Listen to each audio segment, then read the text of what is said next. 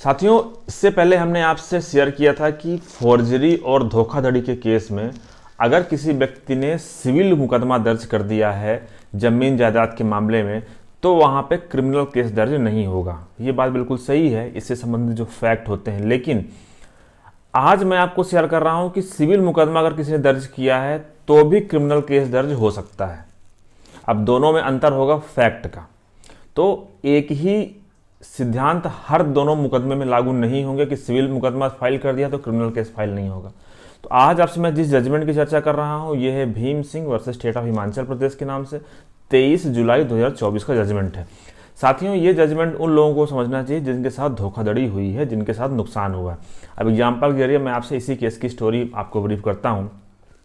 एक व्यक्ति है जो एक अन्य व्यक्ति से ये कहते हुए कॉन्ट्रैक्ट करता है कि मेरा नाम सुंदर बिरी है और मैं ये ज़मीन का मालिक हूँ, और वो उसको प्रॉपर्टी बेच देता है। उसके बाद जब वो जिसने प्रॉपर्टी खरीदी, जब वो कब्जा लेने आया तो उसको पता चला कि भाई ये तो सुंदर बिरी है ही नहीं, ये तो केवल सुंदर है। और सुंदर और बिरी नाम के दो अलग अलग लोग हैं। हाँ, वो दोनों भाई भाई हैं। ये बात भी सही है कि सुंदर और बिरी की प्रॉपर्टी वहाँ पे है दोनों लोगों की। तो इस केस में जिस व्यक्ति के साथ धोखाधड़ी हुई उसने सिविल सूट फाइल कर दिया कि मुझे इससे पैसे दिलवाए जाएं, 2 लाख रुपए कुछ जो हमने इसको दिए थे, और इसने प्रॉपर्टी मेरे नाम नहीं कराई। अब साथियों, वो सिविल केस चल रहा था, उसी दौरान क्रिमिनल केस भी इसने दर्ज करवा दिया। जो विक्टिम है, जो फरियादी है, तो जो आरोपी है वो पहुंच गया हाई कोर्ट। उसने हाई कोर्ट में कहा कि देखिए सिविल केस चल रहा है तो ये व्यक्ति दोनों रेमेडी कैसे ले सकता है। सिविल केस में इसने ये भी कहीं नहीं बोला है कि इसके साथ धोखाधड़ी हुई है। सिविल केस में इसने ये भी कहीं नहीं बताया है कि ये जो सुंदर नाम का व्यक्ति है, ये सुंदर और बिरी अलग अलग हैं। तो जो क्रिमिनल मुकदमा दर्ज किया गया है पूरी तरीके से गलत है। अब जो पीड़ित था, पीड़ित की तरफ से दलील दी गई। पीड़ित का ये कहना था कि यहाँ पे वास्तव में 2 तरह से नुकसान हुआ है विक्टिम को। पहला, उसके पैसे चले गए, तो उसके लिए उसने सिविल सूट फाइल किया है। दूसरा, उसके साथ धोखाधड़ी भी हुई है। धोखाधड़ी कैसे हुई है कि सुंदर बिरी नाम से उस व्यक्ति ने अपनी आइडेंटिटी बताई और उसने सुंदर बिरी नाम से साइन किया, जबकि सुंदर बिरी नाम का कोई व्यक्ति ही मौजूद नहीं है। वो केवल सुंदर है, ना कि बिरी है। तो इस प्रकार से उसने यहाँ पे जो ऑफेंस किया है वो फॉर्जरी के 464 की कैटेगरी में आता है, क्योंकि उसने जो साइन किया है वो सुंदर बिरी के नाम से किया है, और सुंदर बिरी जो है तो ऐसा कोई शख्स है नहीं।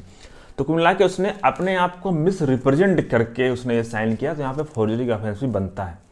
तो ये मामला पहुंचा हाई कोर्ट, तो हाई कोर्ट ने दोनों के दलील सुने और हाई कोर्ट ने जो विक्टिम है, जिसके साथ धोखाधड़ी हुई है, उसकी बात मान लिया कि ये सही बोल रहा है, इसकी जो दलील है वो सही है कि भले ही सिविल मुकदमा दोनों के बीच चल रहा है, लेकिन यहाँ पे जो एक्ट किया है, उसने जो ऑफेंस किया है वो फॉर्जरी में आता है और उसका मुकदमा क्वैश नहीं किया जाएगा। सुप्रीम कोर्ट का जजमेंट भी है Randhir Singh versus state of UP के नाम से, और इसमें भी यही बताया गया है कि अगर किसी के पास सिविल रेमेडी अवेलेबल है और उसने सिविल रेमेडी को अवेल कर लिया है, तो इसका मतलब ये नहीं है कि वहाँ पे क्रिमिनल केस दर्ज नहीं हो सकता है। अगर केस के सर्कमस्टेंस फैक्ट ऐसे हैं कि वहाँ पे फॉर्जरी हुई है, वहाँ पे चीटिंग हुई है, वहाँ पे फैक्ट को मिस रिप्रेजेंट करके प्रस्तुत किया गया है, तो वहाँ पे ये मुकदमे भी दर्ज होंगे।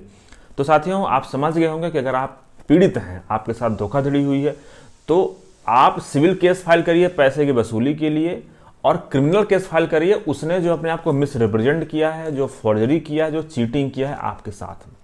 तो मुझे उम्मीद है कि आप समझ गए होंगे। केस की डिटेल मैं आपसे शेयर कर दे रहा हूँ स्क्रीन पे। धन्यवाद।